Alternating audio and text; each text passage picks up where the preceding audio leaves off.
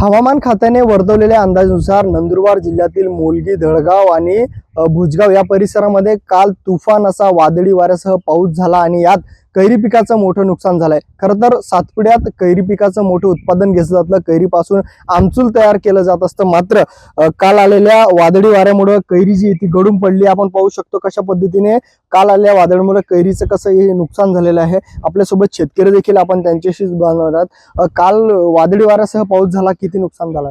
पाऊस झाला पण पाऊस कमी, वारा खूप झाला आणि आंबे सगळे खाली पडून गेले। आमचे 20-25 आंबे लावलेले आहे आणि ते आता पिकायला पण नाही आणि आमचूल करायला पण नाही, ते सगळे आता खराब झाले आमचे। त्याच्यापासून आमचूल तयार करणार होते आता आमचूल पण करता येणार नाही आणि पिकायला पण ठेवता येणार नाही। काय अपेक्षा आहे? नुकसान झालंय आता आम्हाला नुकसान भरपाई तरी द्यायला पाहिजे सगळं। तर आपण बघू शकतो कशा पद्धतीने कैरी पिकाचं मोठं नुकसान या ठिकाणी झालेलं आहे।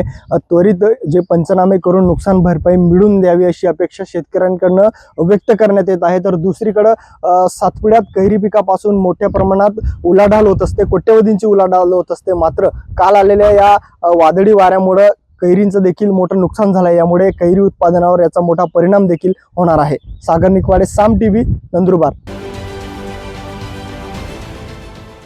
देश विदेशातील प्रत्येक घडामोडींचे लाईव्ह अपडेट मिळवण्यासाठी आता साम टीव्हीच्या सर्व सोशल मीडिया प्लॅटफॉर्मला लाईक, फॉलो आणि सबस्क्राईब करा। तसंच सर्व नोटिफिकेशनसाठी बेल आयकॉन प्रेस करायला विसरू नका।